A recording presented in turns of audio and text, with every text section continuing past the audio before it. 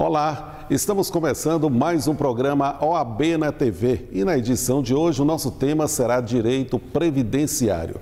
Atualmente, o Brasil tem mais de 29 milhões de pessoas que são beneficiadas pela Previdência. Quais são os principais benefícios que são concedidos à população? Quem pode ser beneficiado? Quais as diferenças entre o trabalhador rural e o urbano? Quais os tipos de previdência que existem hoje no Brasil? São assuntos que nós iremos abordar no programa de hoje com as nossas convidadas, num programa que começa em 1 minuto.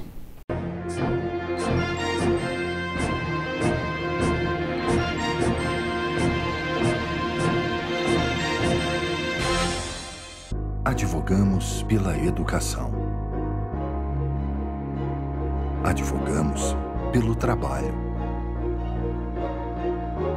Advogamos pelo meio ambiente. Advogamos pela inclusão. Advogamos pelo respeito. Advogamos pela democracia. Advogamos pelo seu direito. Porque sem advocacia não há justiça.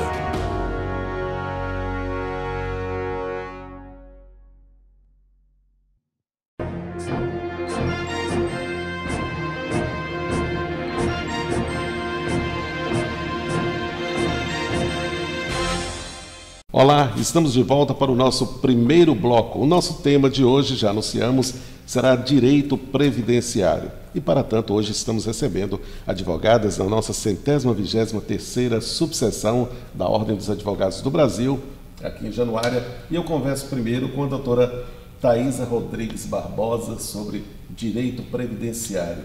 Tão falado hoje de tantas mudanças e de tantos anúncios. Olá, como é que é? O que é direito previdenciário? Olá, primeiramente eu gostaria de cumprimentar a todos e agradecer o convite, e dizer que é um prazer falar do direito previdenciário, que é um assunto que tem sido amplamente discutido, e como você mesmo ressaltou, sendo debatido aí nos nossos noticiários. O que é mesmo o direito previdenciário, esse direito tão falado? Bom, o direito previdenciário é um direito previsto constitucionalmente, e ele é um direito eminentemente social. Ele visa amparar e proteger os trabalhadores. Nós temos, sendo divulgados hoje, uma preocupação nacional dessa reforma da Previdência, tão falada. A senhora trabalha mais com a Previdência Pública, digamos assim, o INSS. Quem poderá se aposentar com tantas reformas que vêm por aí? É importante primeiro esclarecer que se tratam de propostas de reforma, Não houve ainda nenhuma aprovação. Então, o que se tem até então é um projeto que vem sido amplamente debatido.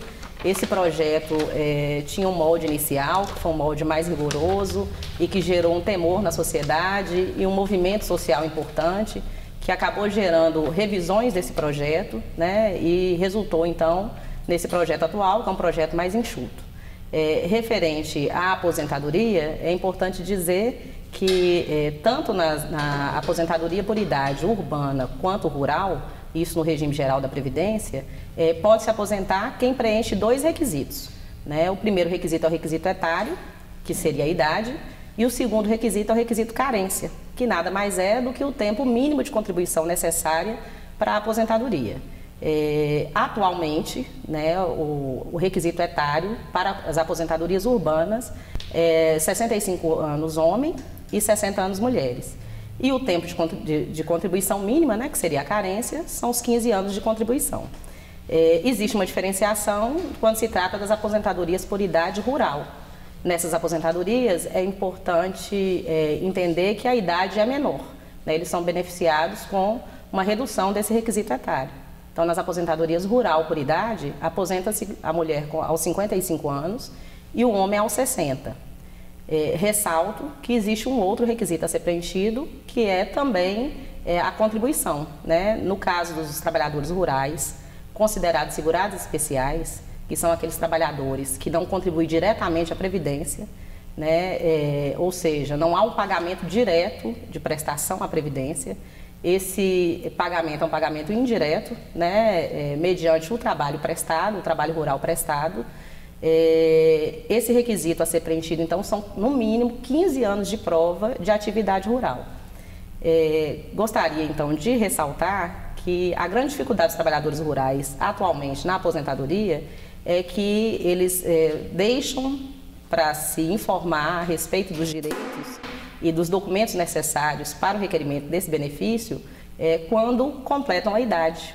E aí, muitas vezes, por falta de informação, não conseguem reunir a documentação necessária para provar essa carência mínima de 15 anos ou esses 15 anos de serviço prestado de atividade rural.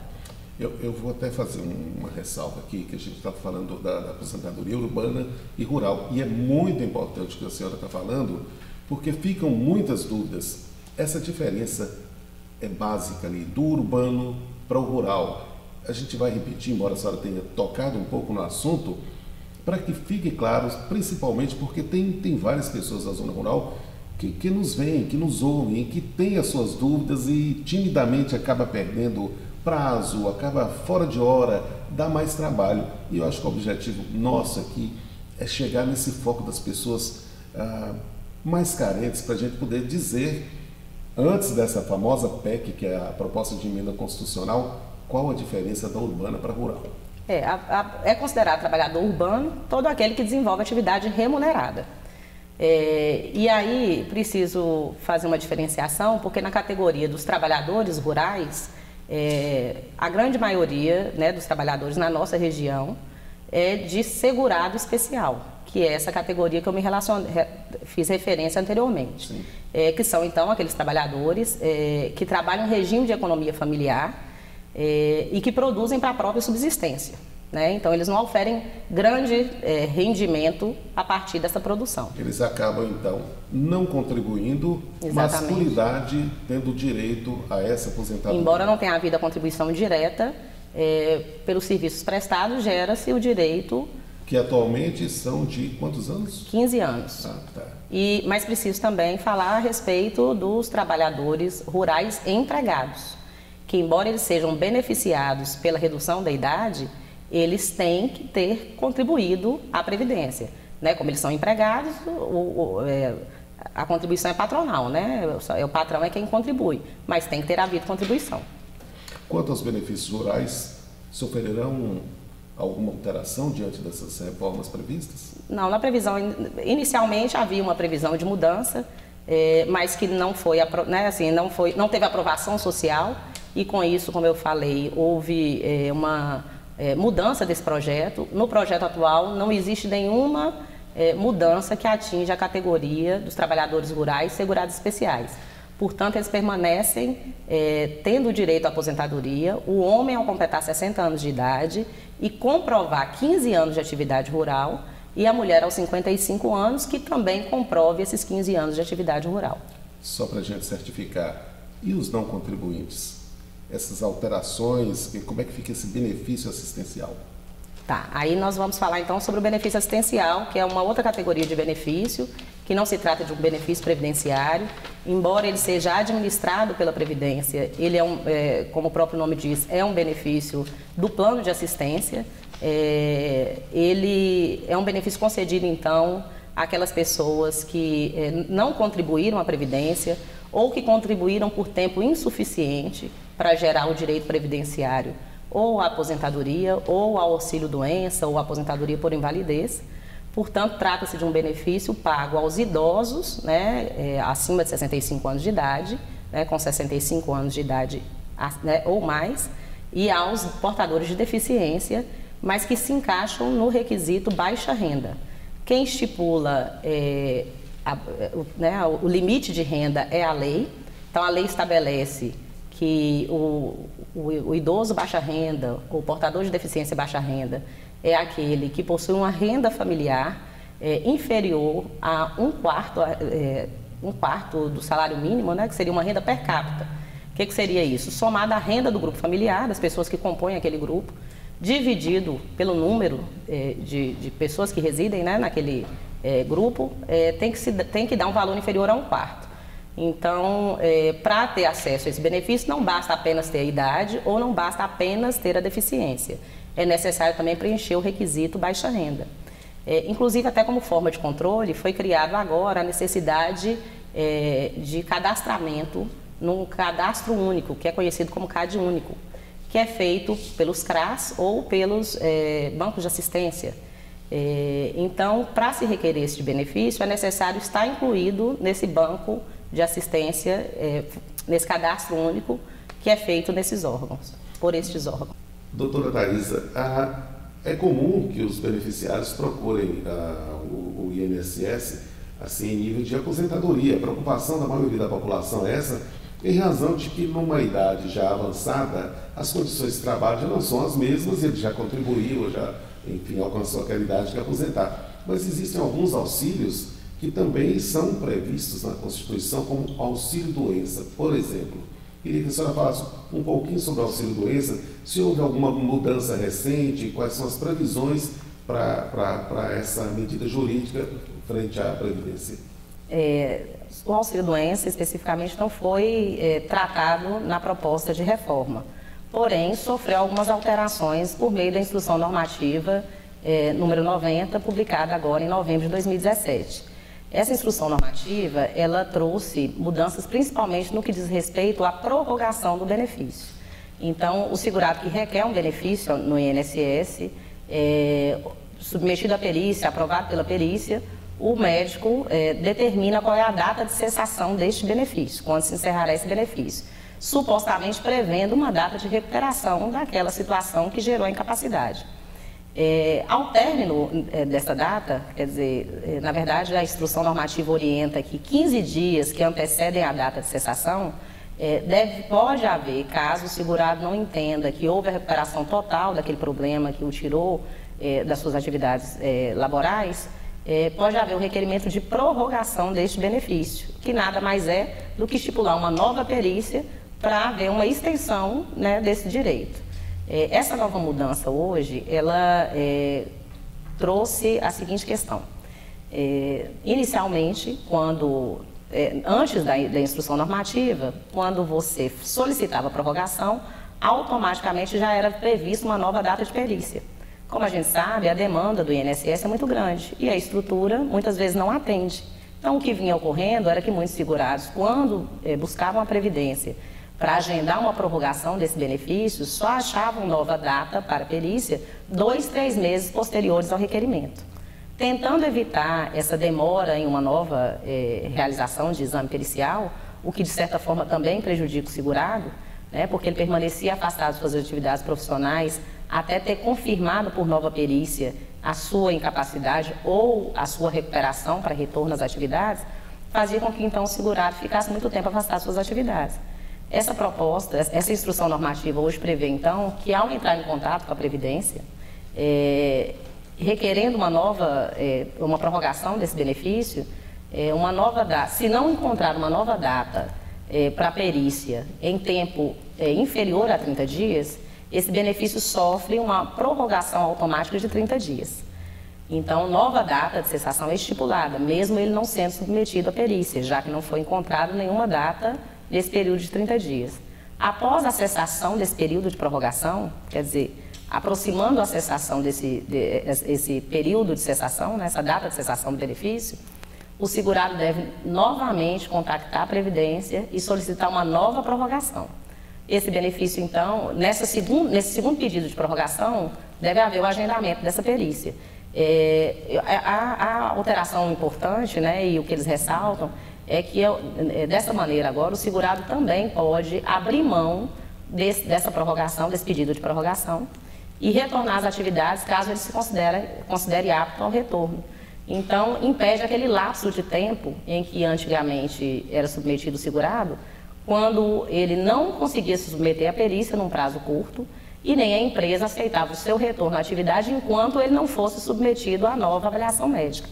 Então, essa alteração trouxe hoje a oportunidade de encurtar este período de espera e em contrapartida, também deu autonomia ao segurado para decidir a respeito do seu retorno ou não às atividades. É claro que isso gera algumas discussões, né, e que podem ser sanadas no âmbito judicial. E a gente tem visto um aumento da procura realmente pela cessação indevida desses benefícios. Ok, olha, queria agradecer muitíssimo a sua presença aqui no nosso programa OAB na TV. É evidente que a gente vai ter outros programas aqui, previdenciários. Será sempre bem-vinda a sua participação, que a gente já agradece antecipadamente. Eu que agradeço, eu sei que o tema é amplo, né, e cabe inúmeras discussões. Gostaria de ter outras oportunidades de trazer novas discussões e me ponho à disposição para qualquer esclarecimento. Ok. A gente continua aqui. Daqui a pouquinho, depois do intervalo, o tema do nosso programa de hoje continua sendo direito previdenciário. No instante.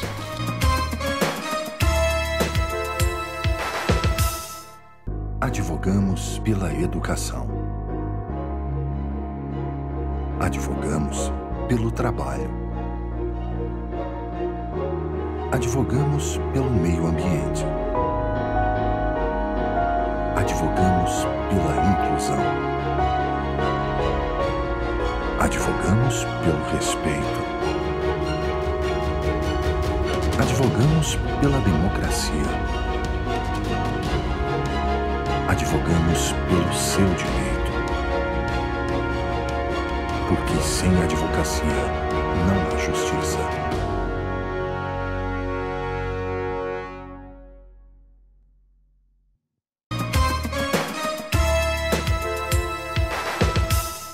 Estamos de volta para o nosso segundo e último bloco do programa de hoje, OAB na TV, cujo tema é Direito Previdenciário. Eu estou recebendo agora a nossa colega advogada, a doutora Thaisa Nascimento, e eu já vou nessas reformas da Previdência tão falada, proposta de emenda constitucional. Está todo mundo meio que assim, assustado com isso, o que vai acontecer, como vamos aposentar, quais são os direitos, qual a idade. O que a senhora tem para falar sobre essa PEC 287? Olá, primeiramente agradecer o convite. Então, temos aí uma famosa reforma da Previdência, né? Que trata-se é um projeto de lei, é um projeto de emenda à Constituição, que é a PEC 287/2016. Essa reforma visa trazer algumas mudanças para a legislação previdenciária. Por que isso? O governo federal alega que a população brasileira está vivendo mais. Segundo ele, a população está vivendo mais e que, por isso, a arrecadação das contribuições previdenciárias não acompanha o mesmo ritmo de concessões de benefício e que, por isso, para equilibrar essas contas públicas, a Previdência teve que ser revista e, por isso, tem esse projeto. Na verdade, esse projeto inicialmente ele era um pouco mais drástico, um pouco mais rigoroso. Depois, devido à pressão popular, as pessoas questionarem e ficarem temendo mesmo propostas muito drásticas, o governo acabou recuando um pouco e tiveram algumas pequenas mudanças e outras questões não foram mantidas.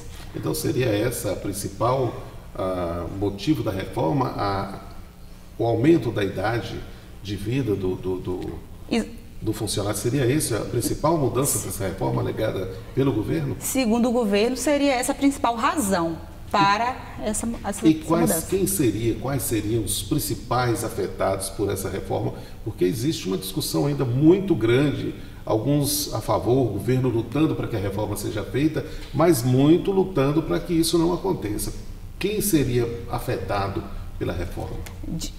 Os mais afetados são as pessoas as pessoas nativas, que ainda não adquiriram, não preencheram os requisitos para a concessão do benefício, para pleitear o benefício, seja ele aposentadoria, seja ele pensão e entre outros benefícios que a Previdência oferece. Existe uma luta do governo muito grande para conseguir votos para essa reforma. Existe uma previsão do governo e quando essas medidas entrarão em vigor? A previsão é que tudo que se sabe até então é que o governo está reunindo, de fato, muitos esforços. Eu lembro que no ano passado se falava mais na reforma, e depois deu uma parada e agora voltou à tona novamente a discussão da reforma. Como se trata apenas de um projeto, só entrará em vigor caso esse projeto seja aprovado. É apenas um projeto, não se sabe se isso vai ser aprovado ou não. Então, só haverá mudanças até então, se aprovado for. Lembrando que o governo, de fato, está fazendo uma campanha muito forte, reunindo bastante esforços para essa aprovação. Mas ainda é só um projeto de lei, é só uma possibilidade. Claro, na verdade, o governo busca arrecadar mais para evitar o déficit e ter dinheiro em caixa, segundo os cálculos do próprio governo, para poder manter o nível de aposentadoria dos brasileiros. O que não está nessa proposta, o que vai ser mantido, o que não muda com essa PEC? Essa PEC ela já foi reformulada. Atualmente ela está um pouco menos drástica. O projeto anterior ele previa mudanças mais drásticas, porém, como eu já disse, diante da pressão popular, permanecerá inalterado a questão dos trabalhadores rurais, que não haverá qualquer mudança, visto que mulher se aposenta aos 55 anos, homem aos 60, todos com 15 anos de contribuição cada, isso lembrando que seja o pequeno agricultor apenas, né? E também permanecerá inalterado o benefício assistencial, que é o LOAS, né? Lei Orgânica de Assistência Social. Que muita gente chama de BPC também, benefício de prestação continuada. Essas duas categorias não terão, segundo a PEC, ela não sofrerá alteração. Esse LOAS, esse BPC que a gente está falando, na verdade são benefícios para aquelas pessoas que não contribuíram ou que contribuíram insuficientemente para pleitear um outro benefício da Previdência e assistência social, mas que é administrado pelo INSS, mas a assistência social é que paga, na verdade, paga-se aos deficientes, independentemente de qualquer idade, mas que comprove a deficiência para o trabalho, desde que comprove também a baixa renda, porque na verdade você tem que comprovar, além da deficiência, também o requisito da renda per capita, que diante do grupo familiar tem que se constatar que o grupo por cabeça, cada membro tem que receber até 1/4 do salário mínimo vigente. Já os idosos, a partir dos 65 anos, também carentes. A senhora disse aí a respeito das condições rurais que não mudam. Quais são, eu queria que a senhora dissesse para a gente, quais são assim, as mudanças que realmente, aquelas principais, que tipo assim, essas aí estão deixando todo mundo preocupado. Quais são as principais mudanças dessa proposta? Sim, de fato. Os trabalhadores rurais e os benefícios essenciais não sofrerão mudança. O impacto maior são aos trabalhadores urbanos. Os trabalhadores urbanos e servidores públicos. Na verdade, mulher passa a aposentar aos 62 anos e homem aos 65. E também aos professores. Professores agora passarão a aposentar aos 60 anos de idade para ambos os sexos. Policiais também sofrerão alteração, passará a aposentar a partir dos 55 anos de idade. Também haverá alterações na idade mínima para os trabalhadores em condições insalubres, condições prejudiciais à saúde. Periculosas, insalubridade. Periculosidade, insalubridade e penosidade. Essas pessoas aposentarão a partir dos 55 anos mínimos. Então, essas são as principais mudanças, a idade. Doutora, na primeira entrevista que eu fiz aqui hoje, eu fiz uma pergunta que estava saindo um pouco, mas que acaba também sendo de fato inerente à Previdência. A gente fala de aposentadoria, a gente fala só uma série de coisas. Me parece que a pensão também é um foco de mudança que as pessoas estão preocupadas. Por exemplo, a pensão por morte. De fato, teve uma alteração, salvo engano, em 2015, que antigamente a pensão por morte ela era vitalícia para o cônjuge sobrevivente ou companheiro. Agora, a partir dessa data, ela sofreu alteração. Agora, ela é proporcional à idade que o cônjuge tinha na época do falecimento do companheiro ou marido. Hoje, para você ter uma pensão vitalícia, você precisa ter, na data do óbito do seu companheiro, 44 anos mínimos de idade. A partir de 44. Menos que isso, 43, será proporcional. Aí tem uma tabelinha lá que a Previdência coloca, que vai depender da idade. Se for 43 anos, vai receber até 20 anos. Se for 30 anos, vai receber até 15 anos. Ele vai fazendo uma proporção gradativa. Então, essa pensão vitalícia só ocorre no caso Da morte do cônjuge, o dependente vai ficar se tiver... O companheiro também. O companheiro. Hoje tem uma série de coisas que a lei já, né? Companheiro, união estável, enfim, acima dos 44 anos, aí se torna vitalícia. Exatamente. Abaixo tem que seguir uma tabela. Exatamente, porque o governo também entende que tinha muito, principalmente mulheres, ficavam jovens e viúvas e recebiam pelo resto da vida. Então o governo não acha pertinente pagar uma pensão vitalícia para uma pessoa jovem, sendo que ela tem condições de exercer um trabalho ainda por um longo período. De laborar, mas tem saúde ainda para trabalhar. Exatamente. Aí o governo também gera um projeto bem debatido. Eu até achei que não passaria, mas de fato 2015 já começou. Bom, já é vigente. Mas o que a gente sabe é que essa PEC ainda vai dar pano para manga. Exato. Ainda haverá uma grande discussão. Tomara que o resultado seja bom para os dois lados, que a gente não quer levar vantagem ou que o outro leve desvantagem, que seja justo para o trabalhador, que o governo consiga sanar suas contas, já que a gente sofre tanto hoje com tantos problemas em vias administrativas. Momento que eu queria agradecer a sua presença aqui no nosso programa e quem sabe numa outra oportunidade trazê-la de volta para que a gente possa falar mais sobre Previdência. Eu que agradeço a oportunidade, o convite, estou sempre à disposição. No que for possível, a gente está sempre aqui. Muito obrigado, a gente vai ficando aqui com o programa de hoje. Lembrando a você que você pode rever não só esse programa de hoje, mas os outros programas que nós fizemos aí ao longo de 2017, o OAB na TV, através do alternativafm.com. O programa vai estar lá, tem uma janela lá que você pode abrir e rever todos os nossos programas. E a gente daqui 15 dias nós estaremos aqui com um novo programa, um tema, novidade também, para que a gente possa estar sempre comunicando aqui através do nosso OAB na TV para você. Um grande abraço e até lá.